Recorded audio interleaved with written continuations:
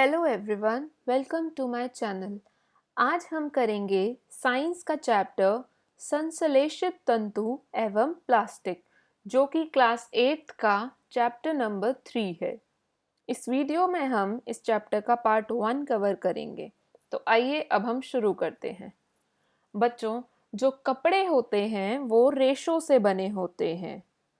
रेशे दो प्रकार के होते हैं, एक है प्राकृतिक रेशे और दूसरा है मानव निर्मित रेशे, जिन्हें हम संश्लेषित रेशे भी कहते हैं। अब हम जानते हैं इन दोनों प्रकार के बारे में। बच्चों, प्राकृतिक रेशे वह रेशे हैं जो हमें पौधों से या फिर जंतुओं से मिलते हैं। जैसा कि आप अपनी स्क्रीन पे देख सकते हैं, ये कपास का डायग्राम है। बच्चों, हमें कपास कहाँ से मिलती है? पौधों से मिलती है। और नीचे जो ऊन का डायग्राम है बच्चों, हमें ऊन कहाँ से मिलती है? भेड़ बकरियों से, राइट। तो जो प्राकृतिक रेशे होते हैं वो हमें पौधों या फिर जंतुओं से प्राप्त होते हैं। प्राकृतिक रेशों के उदाहरण हैं कपास, ऊन और रेशम। अब हम बात करते हैं मानव निर्मित रेशों की, जिन्हें हम संश्लेषित रेशे भी कहते हैं। वह रेशे जो मानव खुद बनाता है उन्हें हम क्या कहेंगे? मानव निर्मित रेशे। यह हमें प्रकृति से नहीं मिले हैं बच्चों, ना वो हमें पौधों से मिले, ना वो हमें जंतुओं से मिले। उनका निर्माण किसने किया? मानव ने किया। इसलिए उन्हें कहेंगे मानव निर्मित रेशे या फिर संश्लेषित रेशे। उदाहरण नायलॉन, पॉलिएस्टर और टेरिकॉट। अब हम आगे बढ़ते हैं। बच्चों, आप अपनी स्क्रीन पे इनके उदाहरण देख सकते हैं। ये नायलॉन के द्वारा बनी गई रस्सी दिखाई गई है और ये जो धागे हैं ये पॉलिएस्टर के धागे हैं। अगला टॉपिक आता है बहुलक।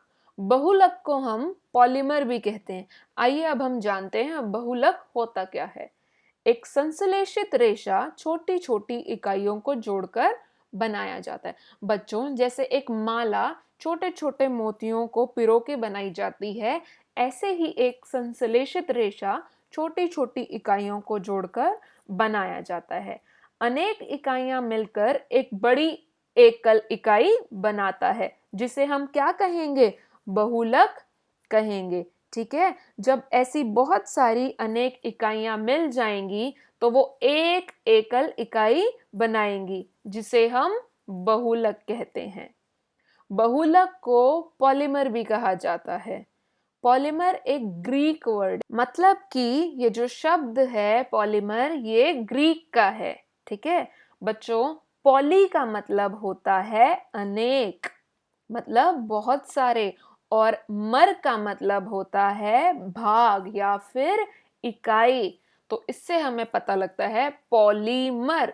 पॉलीमर का मतलब है जिसके अंदर अनेक इकाई हों, जिसके अंदर अनेक भाग हों। अतः एक पॉलीमर या एक बहुलक बहुत सी इकाइयों को दोहराने से बनता है। जब हम बहुत सी इकाइयों को दोहराते रहेंगे तब बनेगा एक पॉलीमर। सभी बच्चों को ये टॉपिक अच्छे से समझ आ गया होगा। अब हम बढ़ते हैं आगे।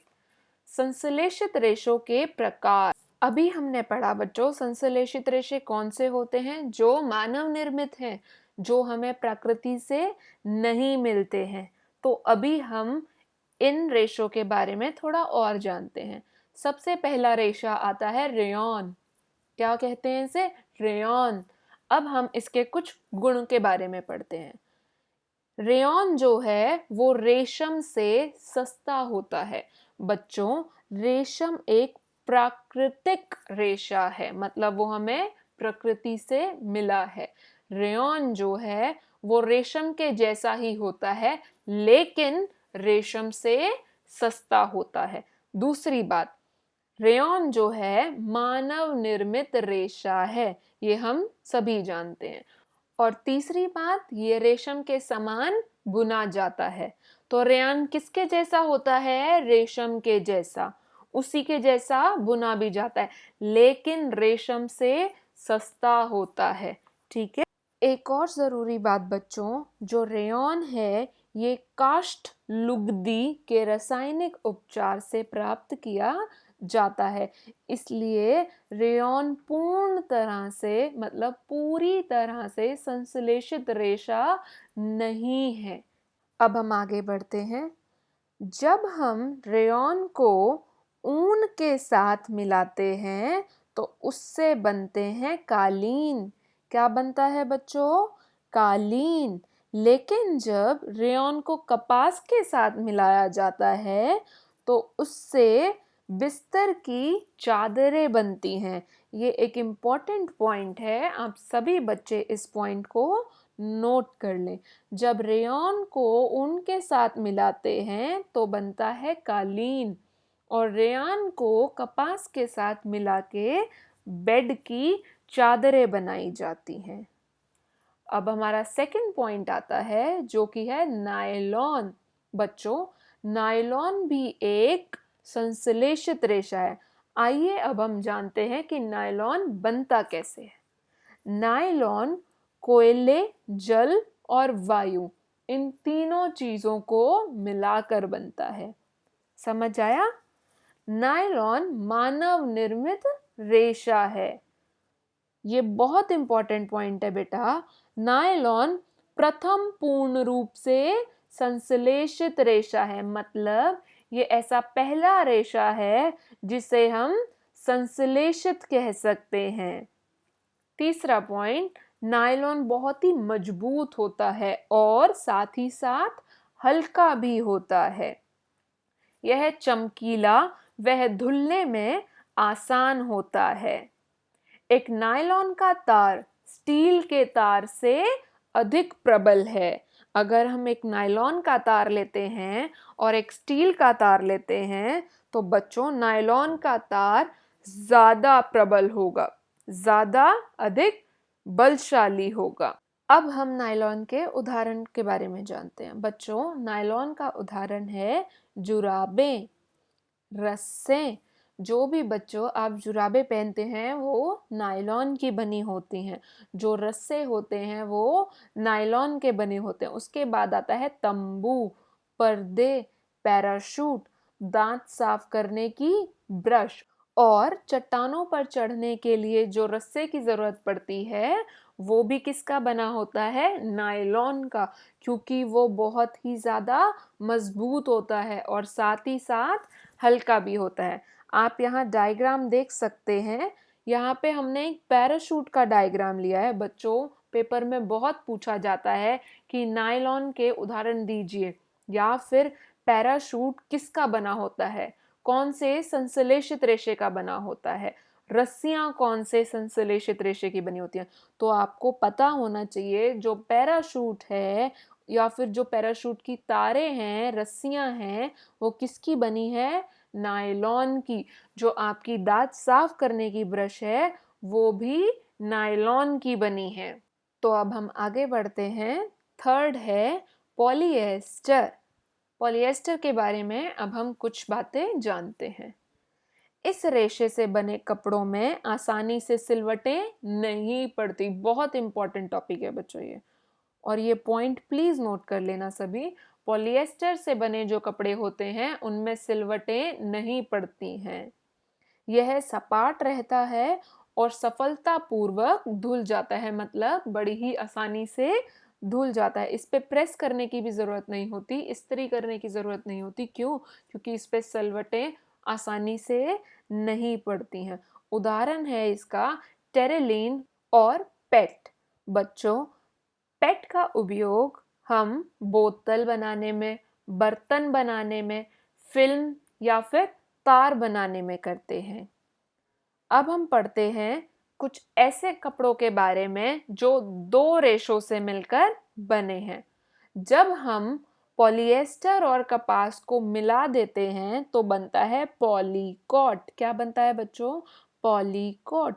पॉलिएस्टर और कपास को मिलाने से पॉलीकॉट बनता है, और पॉलिएस्टर और ऊन को मिलाने से पॉलीवूल बनता है। समझ आया?